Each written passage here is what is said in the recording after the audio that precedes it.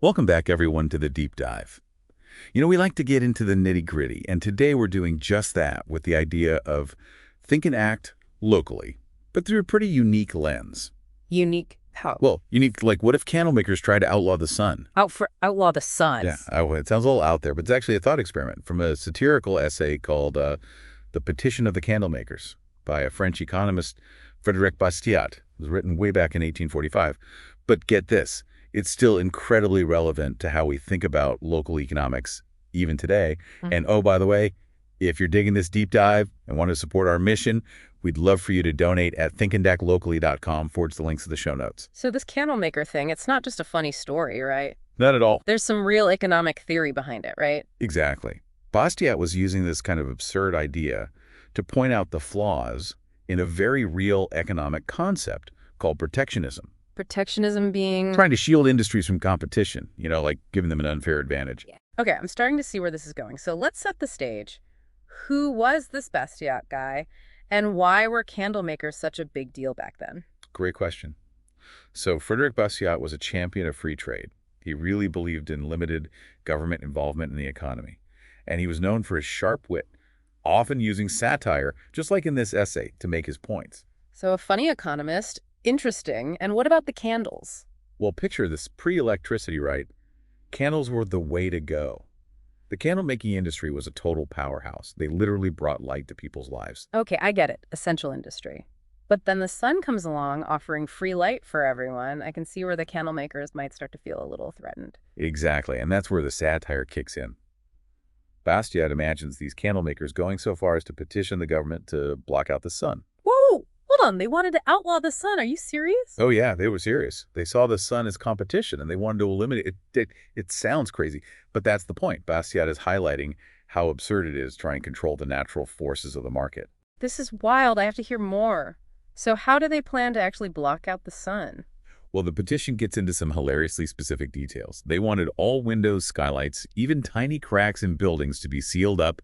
No sunlight allowed whatsoever. Wow, talk about going all in. They were determined to create a monopoly on light. Right, and in a way you have to admire their dedication to their cause, but it couldn't have just been about selling more candles. There had to be some kind of economic justification for this plan, right? They weren't just being greedy. Well, maybe a little, but their main argument was that blocking out the sun would lead to a massive economic boom for France.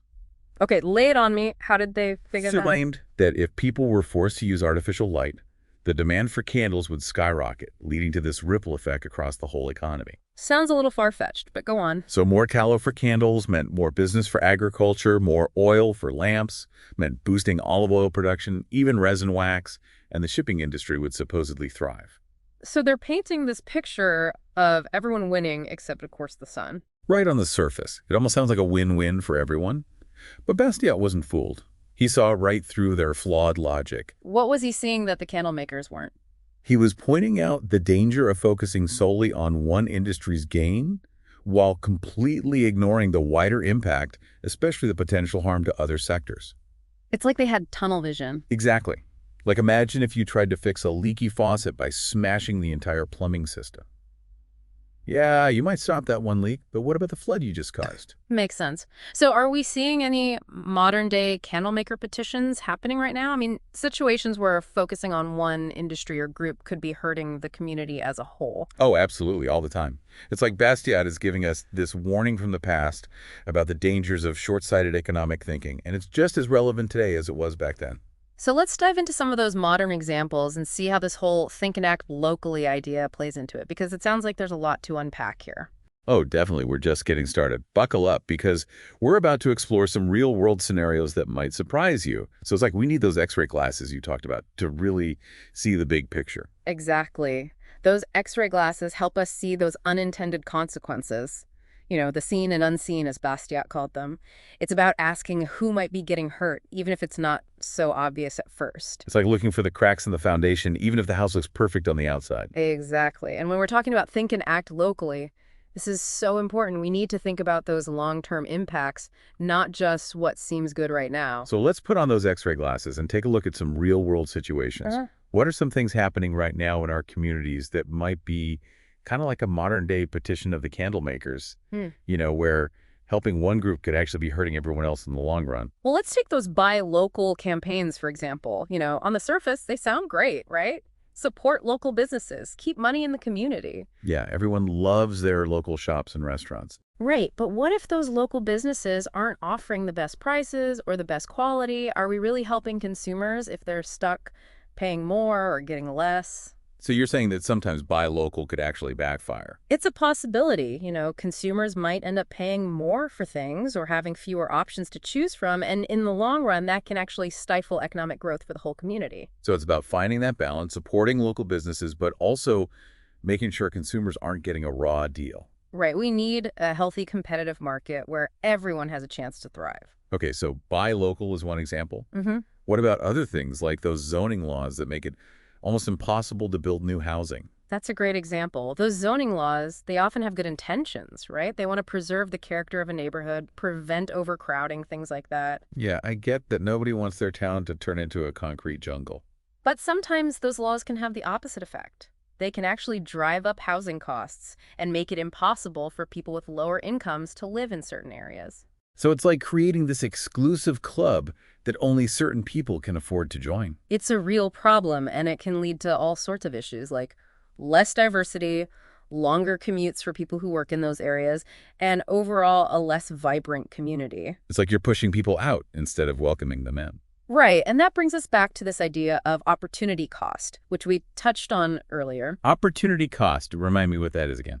It's basically the idea that every choice we make comes with a trade-off. By choosing to do one thing, we're also choosing not to do something else. Like choosing to eat cake means you can't have pizza too. Exactly. Or in the case of those candle makers, they wanted to block out the sun, but what they'd be giving up is all the amazing benefits that come with sunlight. Like being able to see where you're going. Yeah, that and also things like agriculture and, just enjoying a sunny day. It's about recognizing that resources are limited. So how do we get better at recognizing these opportunity costs? Mm-hmm. Especially when it comes to think and act locally. It starts with asking the right questions. When you hear about a new policy or a proposal, don't just take it at face value. Dig a little deeper. Ask who benefits and who might be harmed. Don't be afraid to ask those tough questions. Right. And think about the long-term consequences. Are we just kicking the can down the road? Are we creating problems for future generations? It's like we need to become economic detectives, looking for clues and connecting the dots. And another crucial part of this is seeking out different perspectives, talking to people who might have different experiences than your own. It's easy to get stuck in our own little bubbles. It is, but make an effort to attend those community meetings, read different news sources, talk to your neighbors, especially those who might see things differently than you do. Because everyone has a piece of the puzzle. Exactly. And by putting all those pieces together, we can get a much clearer picture of what's really going on. This is making me think about how much power we actually have as individuals. I mean, we may not be politicians or economists, but we can still make a difference. Absolutely. And if this conversation is resonating with you and you want to support what we're doing here, you can donate to our mission at thinkandactlocally.com/donate. Every little bit helps us continue these important discussions. Awesome. So we've got our thinking caps on. Now, what about taking action? What are some concrete things our listeners can do starting today to make a difference in their communities? So we've been talking about thinking critically, asking tough questions and all that, but how do we actually go from thinking to doing? How do we actually make a difference in our communities? Well, that's the million-dollar question, right? But here's the thing. You don't need to be some big shot politician or a policy expert to make a real impact. Anyone can think and act locally in ways that matter. So what can our listeners do, like starting today, to put these ideas into practice? One of the most basic but super effective things you can do is just show up, go to those city council meetings, the school board meetings, those neighborhood association gatherings. That's where the decisions are being made that directly affect you and your community. Yeah, but I think a lot of people feel like those meetings are kind of intimidating or that their voice won't really be heard. I get it. It can feel that way. But those meetings are for you. They're a chance to learn about what's going on, hear different sides of the story, and make your voice heard, even if you don't feel comfortable speaking up at first. Just being there sends a message. It shows you care. So show up, step one. Yeah. What else can people do to get more involved? Just another great way to make a difference is by supporting local organizations that are working on issues you're passionate about, whether it's volunteering, donating to their cause, or just spreading the word about the work they do. There are so many groups out there making a difference. Yeah, and there's something for everyone, whether it's environmental stuff, Food banks, youth programs, you name it. Exactly. And don't underestimate the impact of those individual actions. Every little bit helps. So true. And what about being more conscious consumers? Using our wallets to support businesses that align with our values. That's huge. You have the power to choose where you spend your money.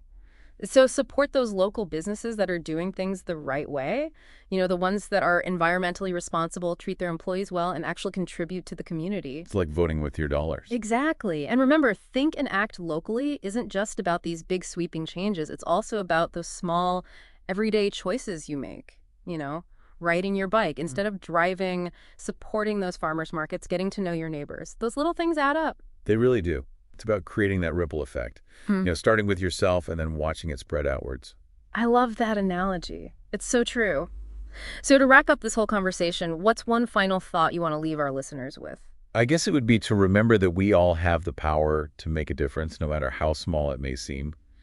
Start by asking questions, thinking critically, and then take action, even if it's just one small step at a time. Couldn't have said it better myself. And for those listening who are feeling inspired and want to support our mission of spreading awareness and promoting local action, please visit our website, thinkandactlocally.com/donate your contributions. Help us keep these conversations going. Awesome. So to everyone listening, thanks for joining us on this deep dive into Think and Act Locally. And remember, keep thinking, keep acting, and keep making a difference in your communities. And we'll see you next time.